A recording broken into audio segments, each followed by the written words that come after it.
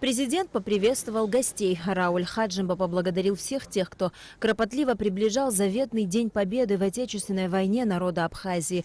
Мы должны помнить всех героев, ковавших победу, сказал Рауль Хаджимба.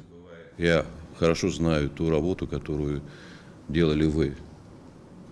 Мы за суетой сегодняшних наших проблем, той ситуации, которая не самая, может быть, простая, иногда забываем то, что было сделано в те годы.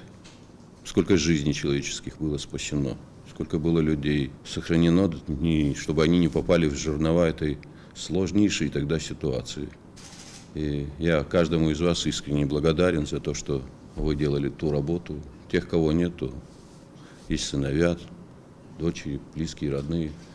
Я думаю, что всем нам надо помнить тех, кто ушел от нас, тех, кто погиб. За время Отечественной войны с оккупированной территории в Гудауту было перемещено более 10 тысяч человек, жизни которых находились под угрозой. За период войны все выявленные военнопленные, находившиеся в грузинском плену, были возвращены на родину.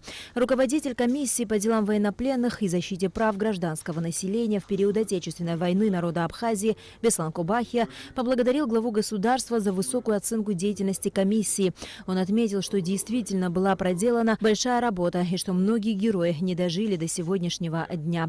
За вклад в победу в Отечественной войне народа Абхазии 1992-1993 годов медалью за победу награждены члены комиссии по делам военнопленных: Агрба Даургиевич, Амич Бесма Джотовна, Дгеби Джума Шатаевич, Зантария Резо Платонович, Лабахуа Елена Макбетовна, Лужба Адгур Нурбиевич, Тарба Медея Федоровна, Чайка Галина Александровна. Посмертно Возба Зураб Иосифович, Кобахия Вахтанг Анатольевич, Смыр Джемал Георгиевич.